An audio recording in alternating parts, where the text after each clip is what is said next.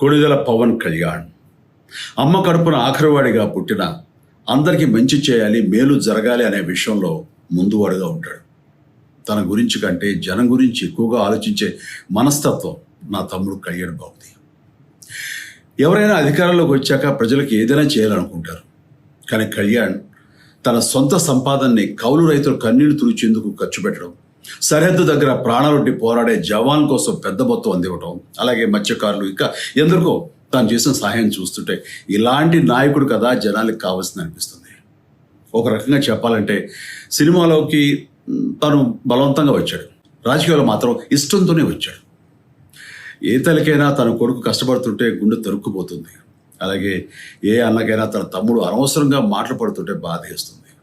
అలా బాధపడుతున్న నా తల్లికి ఈ అన్నయ్యగా ఒక మాట చెప్పాను.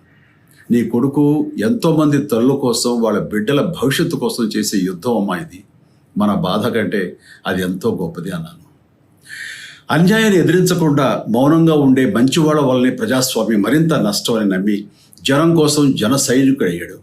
తాను బలంగా నమ్మిన సిద్ధాంతం కోసం తన జీవితం రాజకీయాల్లోకి అంకితం చేసిన శక్తిశాలి పవన్ కళ్యాణ్. ప్రజల కోసం, రాష్ట్ర భవిష్యత్తు కోసం ఆ శక్తిని వినియోగించాలి అంటే చట్టసభలో అతని గొంతు మనం వినాలి. జనమే జయమును నమ్మే జనసేనాని ఏమి చేయగలడో చూడాలంటే మీరు పిఠాపురం ప్రజలు కళ్యాణ్ని గెలిపించాలి. మీకు సేవకుడుగా, సైనికుడుగా అండగా నిలబడతాడు. మీకోసం ఏమైనా సరే కలబడతాడు, మీ కళ నిజం చేస్తాడు. పిఠాపురం వాస్తవ్యులకు మీ చిరంజీవి విన్నపం.